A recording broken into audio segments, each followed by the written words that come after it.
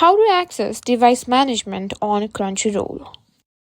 In this quick tutorial, I'll show you how to access device management on Crunchyroll so you can see which devices are using your account and log out from any of them. So let's get started. First, open a web browser and simply go to crunchyroll.com. Simply log into your account using your email and password. Once you logged in, just hover over your profile icon in the top right corner.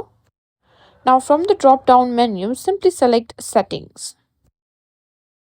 Now all you need to do is simply go to Device Management at the left hand side of the corner. Here you can simply manage your devices connected to your account. To remove a device, just click on the Logout or Remove option just next to it. Now if you want to activate any device, simply tap on Activate Device and you can be able to activate the device. And that's how you access and manage devices on Crunchyroll.